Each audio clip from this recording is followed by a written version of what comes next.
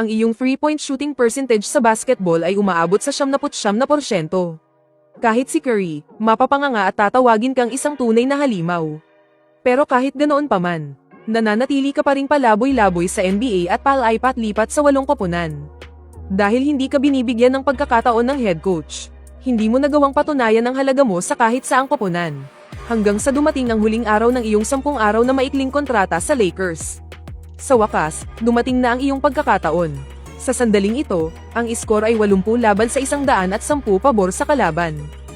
Tambak na ang Lakers ng 30 puntos laban sa Warriors. Gaya ng mga nakaraang laro, ang opensa ng Lakers ay parang bar-ado walang nangyayari. Masakit sa mata ang kanilang 3 points na 3 lang ang pumasok sa 18 tira. Sa kabilang banda, ang star player ng Warriors na si Curry muling pumasok sa kanyang halimaw mode. Sa 15 tira niya sa 3 points, 11 ang pumasok. Siya lang mag-isa, tinalo na ang buong team ng Lakers sa 3 points. Ang laro ay nasa huling 8 minuto na ng pang-4 na quarter. Dahil wala ng pag-asang makahabol, ang head coach ng Lakers ay pinaupo na ang mga pambato nilang sina James at Anthony Davis. At tinanggal ang lahat ng mga main players. Nakayuko lang si James, at seryosong-seryoso sa pagkagat ng kanyang mga kuko. Habang si AD naman, bagamat nakatingin sa court, ay tila lumilipad na ang isip sa kung saan. Sa gitna ng ganitong sitwasyon, walang magawang napailing ang head coach. Inilibot niya ang kanyang paningin sa bench.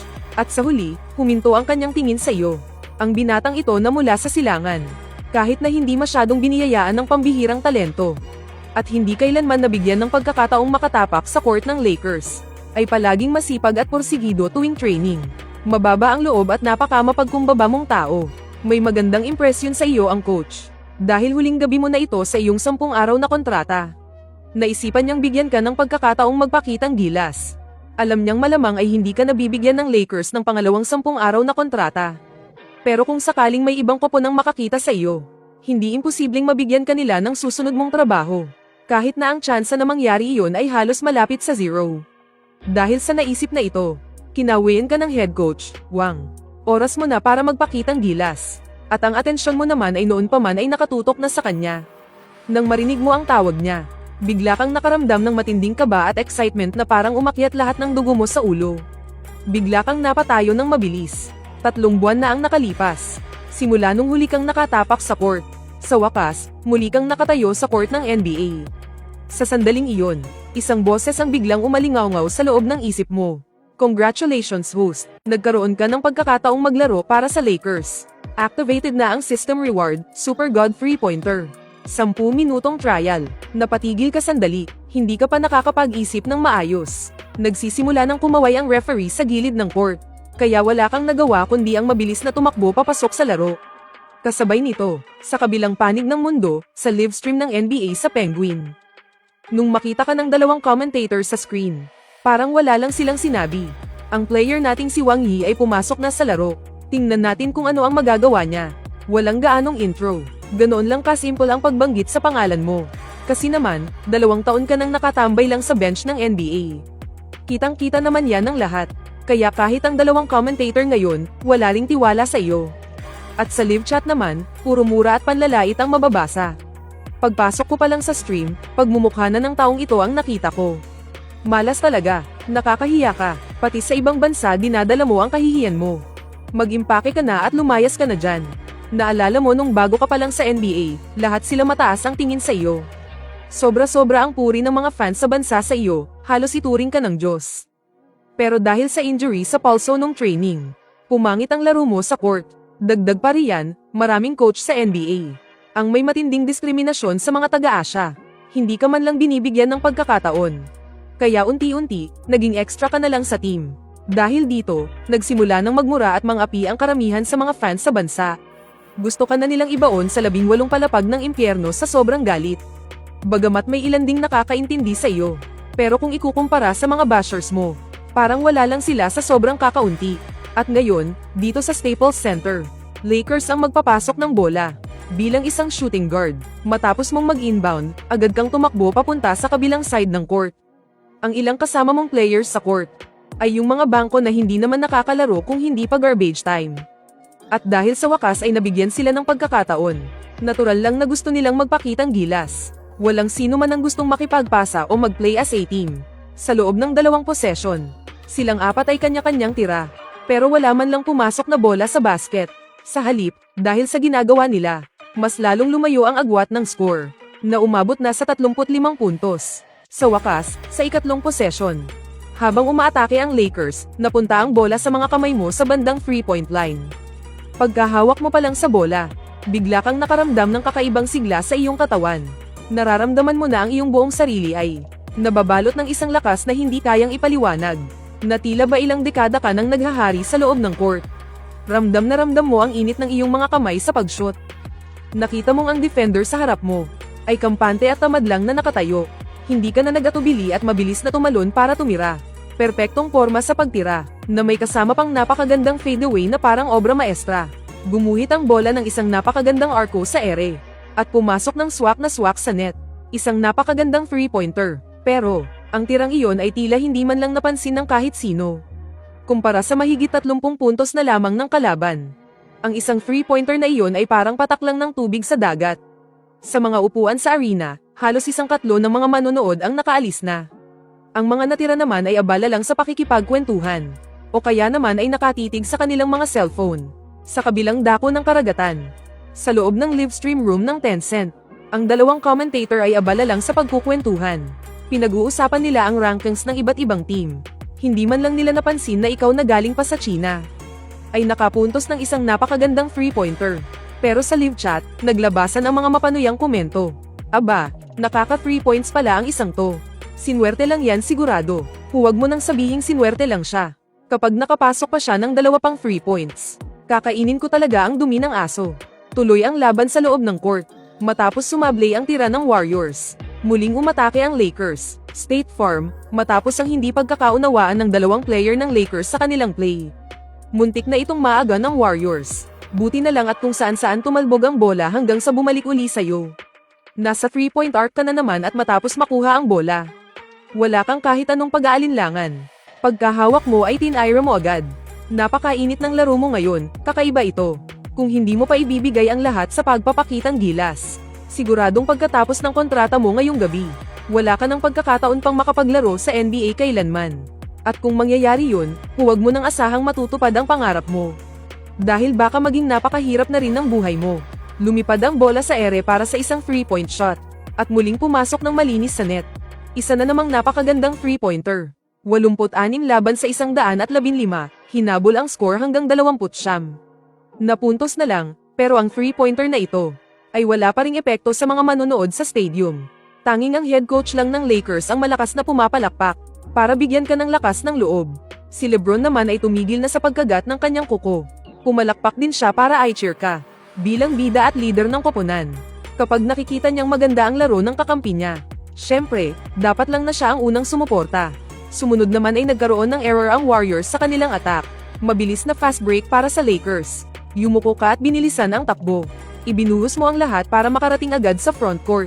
Pamwesto ka agad sa corner. Gustong dumiretso ng point guard ng Lakers. Pero hindi rin nagpahuli ang depensa ng Warriors sa pagbalik. Ang center ng Warriors ay nakaharang na sa dadaanan ng point guard. Dahil dito, kusa niyang ipinasa sa'yo ang bola. Ipasa ang bola sa kung sino ang mainit ang kamay. Yan ang basic na alam ng bawat point guard. At gaya ng dati, hindi ka nagatubili at agad na tumira. Bang! Ang tinitirang 3 points, tumama sa ring. Isang malakas na kalabog ang narinig. Mabuti na lang, tumalbog ang bola at tumama sa board.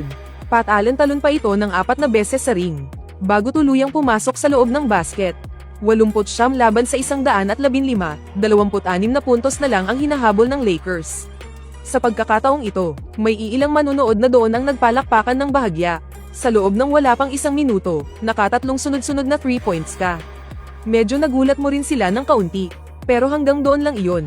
Sa live stream ng NBA sa Penguin, nagsimula ng magingay at mang-asar ang mga fans sa comment section. Nakasot na naman ng 2 3 points. Nasaan na yung naghahanap ng libreng lamon kanina? Nasaan na yung lalaking nagsabing kakain siya ng dumi ng aso? Pero yung lalaking iyon, matagal nang nagtago at nawala.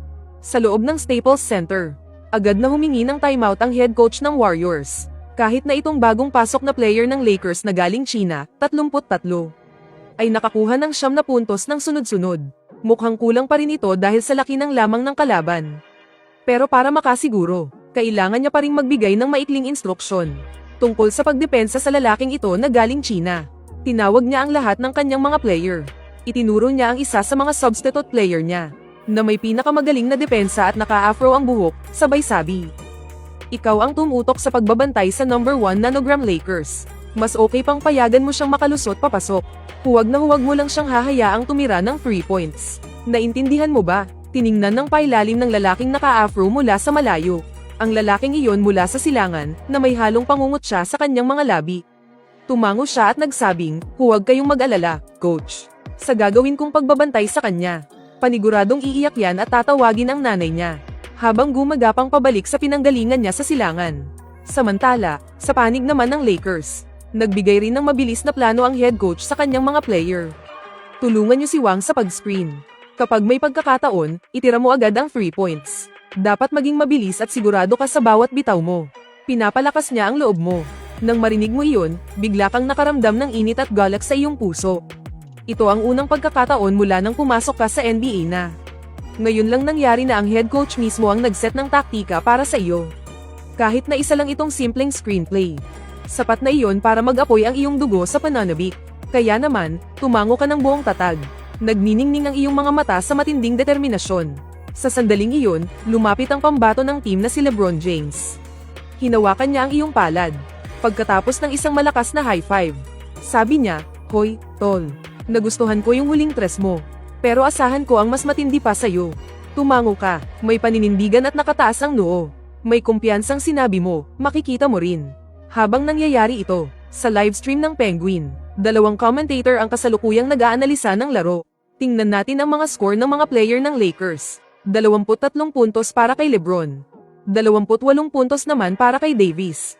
At 9 puntos para kay Wang Yi. Pagdating sa bahaging ito, bahagyang huminto ang commentator. Ang player nating si Wang Yi ay may 9 puntos na agad. Sabi naman ng isa pang commentator, kanina lang ay nakadalawa siya. O baka 3 tres. Teka, tingnan ko tama nga. 3 tres lahat. 3 sa 3 bitaw, napakaganda ng kanyang shooting percentage. 9 puntos. Ito na ang pinakamataas na score ni Wang Yi sa isang laro simula nang pumasok siya sa NBA. Tingnan natin mamaya kung makakashoot pa siya sa labas. Kaya lang, may injury ang pulso niya. Yung huling tres niya kanina, parang pilit at hindi masyadong swabe ang bitaw. Baka hindi na muna siya tumira mula sa malayo. Masyado kasing mabigat ang puwersa sa pulso kapag tumitira ng tres. Habang nag-uusap sila, nagpatuloy na muli ang laro. Nakapuntos ng 2 ang Warriors dahil sa isang magandang pass and cut play. Muling lumobo ang lamang sa 28 puntos. Sa kabilang side naman, muling umatake ang Lakers. Ang player ng Warriors na may afro ay dikit na dikit kay Wang Yi ayon sa utos ng coach. Inutusan siyang bantayan ng maigi ang Asyanong ito. At talaga namang hindi niya hiniwalayan ang player na ito. Habang kung ano-anong masasamang salita ang binubulong sa kanya. Patuloy pa rin siya sa pagbubuga ng mga trash talk. Hoy matandang Dongfang, yang lampayat at mong katawan. Makakatira pa ba yan ng tres? Salamat na lang ha, pero huwag kang mag-alala. Didikitan kita na parang bubblegum. Hanggang sa maiyak ka na parang bata. Hindi mo pinansin ang trash talk ng lalaking naka-afro na ito. Mas gusto mo kasing ang galing mo sa laro ang magsalita para sa'yo. Ayon sa strategy ng coach, umikot ka sa isang screen. At muling nakuha ang bola sa taas ng arc. Sa puntong ito, nakahabol na ang lalaking naka-afro sa likod mo. Isang saglit lang ang meron ka para tumira. Pero hindi ka nagdalawang isip. Biglang hinto at talon. Pagtaas ng braso, pitik ng pulso, swabe ang pagbitaw ng bola, isang tuloy-tuloy na galaw. Napakakinis ng buong kilos, kasing swabe ng tsokolate. Nalampasan ng bola ang lalaking naka-afro. Pati na ang mga dulo ng daliri niyang sumusubok-sumupalpal. Sa ilalim ng mga spotlight, gumuhit ito ng kulay kahel na arco. Sa pool sa gitna ng ring, hamampas ang net na parang puting alon. Pasok na pasok, tuhog ang net. Ibinaba mo ang iyong kanang kamay at tiningnan ang lalaking naka-afro. Isang misteryosong ngiti ang sumilay sa iyong mga labi. Isa na namang napakagandang tira. Ngayon mo lang napagtanto na ang nagbabagang kamay mo ngayong gabi ay malamang dahil sa Super God 3-pointer na kakayahan ng system. Sa pagbitaw pa lang, alam mo nang papasok ito. Ganito ba ang pakiramdam ng isang master sa tres kapag tumitira? Hindi mo mapigil ang mapatingin kay Curry sa bench ng Warriors. Tumingin din si Curry, sinasadya man o hindi, doon sa lalaking naka-afro. Nang makita ito, sumunod siya sa likuran mo. Hindi pa rin tumitigil ang daldal niya, ako ang kalaban mo. Huwag kang malilito sa sitwasyon. Babatayan kita hanggang sa mapatanong ka kung bakit ka pa nabuhay. Babatayan kita hanggang sa umiyak ka pa uwi sa bansa mo. Hindi ka man lang lumingon. Pero sa pambihirang pagkakataon, sumagot ka, titira ako hanggang sa tumahimik ka. Kung hindi ka sana sumagot, okay lang. Pero dahil doon, lalong ginanahan ang lalaking naka-afro. Hinahabol ka niya habang walang tigil sa pag-trash talk. Pero hindi ka na muling kumibo. Itinuring mo na lang itong parang tahol ng aso. Dahil sa 4 mong sunod-sunod na 3-pointer. Ang lamang ay nabawasan at naging 25 na lang. Mula 35, naging 25 na lang ang agwat. Parang isang iglap lang ang lumipas. Ang mga player ng Lakers sa bench ay nagsitayuan na lahat. Kahit pa matalo sila ngayong gabi. Ang pagpasok mo ng 4 na 3-pointer sa loob lang ng 1.5 minuto ay sapat na para mamangha ang lahat. Sa susunod na play, sumablay ang tira ng Warriors. Noong ang Lakers na ang umatake. Kakatawid mo pa lang ng half court ay humihingi ka na agad ng bola.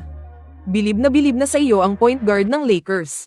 Kaya kusa na niyang ipinasa ang bola sa iyong mga kamay. Yung player ng Warriors na naka-afro, nakadikit na agad sa iyo. Ginamit mo ang screen ng kakampi mo. Isang dribble. At sandaling napatigil yung naka-afro dahil sa harang.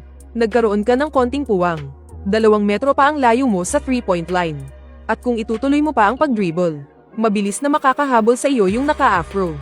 Kaya naman, hindi ka na nag-atubili pa. Biglang hinto, itinaas ang bola. Sabay pinitik ang pulso swish. Isa na namang 3-pointer ang pumasok. 22 na lang ang lamang. Biglang napatayo at naghihiyawan ang halos sangkatlo ng mga manunood. Kahit wala pang 3 minuto ang natitira. At mahigit 20 puntos pa ang hahabulin. Na mukhang imposible na talagang maipanalo. Pero ang 5 sunod-sunod na 3-pointer ng lalaking ito mula sa silangan ay muling nagliyab sa damdamin ng mga tao. Ang bangis ng Asyanong ito. Siya na yata ang Stephen Curry ng Lakers. Bakit ngayon ko lang siya nakita? Ano kayang pangalan niya? Isang 10 araw na short contract player lang siya ng Lakers. Pero kahit ako, hindi ko alam kung ano ang pangalan niya. Pagkapasok ng bola, ramdam mo ang pag-akyat ng iyong adrenaline sa buong katawan. Biglang tumaas ang bilib mo sa iyong sarili. Sa sandaling ito, pakiramdam mo ay kasing lawak ng dagat ang ring. Na kahit paano mo man itapon ng bola, ay siguradong swak na swak ito sa loob. Sa bench ng Warriors, nagliliyab ang mga mata ni Curry. Bilang isa sa pinakamahuhusay na 3-point shooter sa kasaysayan. At ang pasimuno ng small ball era. Ngayong may nakita siyang isang taong nakagawa ng 5 sunod-sunod na 3. Nag-alab din ang kanyang diwang palaban. Gusto niyang makipagtuos sa taong ito sa court. Pero nang tumingin siya sa head coach, dahan-dahan lang itong umiling. Sigurado na ang panalo nila sa larong to. Hindi na kailangang ipasok pa si Curry. Sa sumunod na play, sumablay na naman sa 3-pointer ang Warriors. Turn na ng Lakers para umatake. Pagkalagpas mo ng half court, humingi ka ulit ng bola. Yung kulot na player, natuto na ngayon. Bago mo pa man matanggap ang bola. Pamwesto na siya 2 metro ang layo mula sa 3-point line. Para hindi ka bigyan ng anumang pagkakataong tumira. Habang nagdi-dribble ka, tiningnan mo ang kanang kamay mo. Nang mapansin ng kulot na tila nag-aalangan ka, bigla siyang ginanahan. Pumalakpak siya ng malakas. At exaggerated na sumenyas sa'yo, halika. Sige nga, kung kaya mo pang i-shoot to. Pusta ako ng 100 sentimo. Hindi mo yan maipapasok. Ang ganitong uri ng trash talk ay isang psychological tactic sa pag-shoot, lalo na sa mga malayo ang 3-point shot. Isa itong paraan ng pag-score na lubos na sumusubok sa katatagan ng isip. Sa kaunting pagbabago lang sa iyong isipan, masisira na ang forma mo. Kapag nasira na ang forma mo, natural lang na imposibleng maipasok pa ang bola. Nang marinig mo yun, nagising din ang iyong diwang palaban. Nagpatuloy ka sa pag-dribble, pero hindi ka sumugod pa sulong. Sa halip, umatras ka ng 3 hakbang habang nagdi-dribble. Sakto, tumama ang paa mo sa linya sa gitna ng court. Nakita iyon ng kulot na player, at ngumisi siya ng malapad. Tumawa siya ng malakas, hahaha, sa gitna ng court. Susubukan mo ng logo 3. Akala mo siguro ikaw si Stephen Curry. Hahaha, chinong to, nananaginip ka pa yata, ah. Samantala, natigilan din ang puting commentator sa laro. Diyos ko, anong gagawin ng chinong to? Pabirong sinabi ng isa pang commentator na baka gusto niyang mag 3 points mula sa logo. Marunong din bang mag 3 points mula sa logo ang mga Chino? Nakalimang sunod-sunod na 3 points na siya. Lumaki na ang ulo, akala niya si Curry na siya. Hindi maitago ang tono ng pangungot siya sa mga salita ng 2 commentator. Pero, hindi pa man sila natatapos magsalita. Itinulak mo na ang bola para itira. Mula sa gitna ng court, kailangan mong gumamit ng mas malakas na puwersa sa pagtira. Pero napakaganda sa pakiramdam ng pagbitaw mo sa bola. Alam mong siguradong papasok ang tirang iyon. Pagkatapos mong itira, habang ang bola ay nasa ere pa, tumalikod ka na, nakatalikod sa ring. Itinaas mo ng mataas ang iyong kanang kamay. Itinaas ang tatlong daliri, gumawa ng senadorias para sa isang 3-point shot.